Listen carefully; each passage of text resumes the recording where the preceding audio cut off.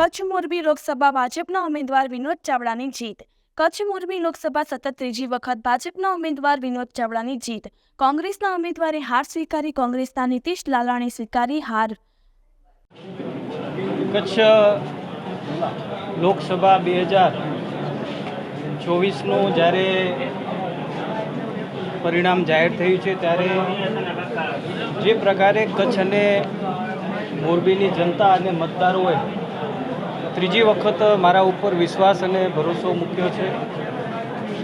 હું સૌ પ્રથમ સૌ મતદારોનો હૃદયપૂર્વક આભાર માનું છું।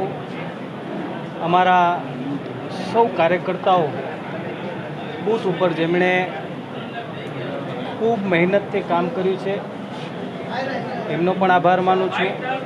દેશના યશસ્વી વડાપ્રધાન શ્રી નરેન્દ્ર મોદી સાહેબ, એમની લોકપ્રિયતા, કચ્છની અંદર છેલ્લા 10 વર્ષથી કેન્દ્ર સરકારના માધ્યમથી થયેલા વિકાસના કાર્યો, રાજ્ય સરકાર દ્વારા પણ મુખ્યમંત્રી શ્રી ભૂપેન્દ્રભાઈ પટેલ સાહેબના નેતૃત્વમાં થયેલા વિકાસના કાર્યો અને જે પ્રકારે અમારું પ્રદેશ અને કેન્દ્રના નેતૃત્વએ મારા ઉપર જે ભરોસો વિશ્વાસ મૂક્યો હતો અને મતદારોએ આજે જે પ્રકારે મને ત્રીજી વખત કચ્છ મોરબી લોકસભાની આ સીટ ઉપર સેવા કરવાનો જ્યારે અવસર આપ્યો છે ત્યારે હું હૃદયથી મતદારોનો આભાર માનું છું અને આપ સૌ લોકોનો પણ સતત ને સતત 10 વર્ષ સુધી મને સહકાર મળ્યો છે।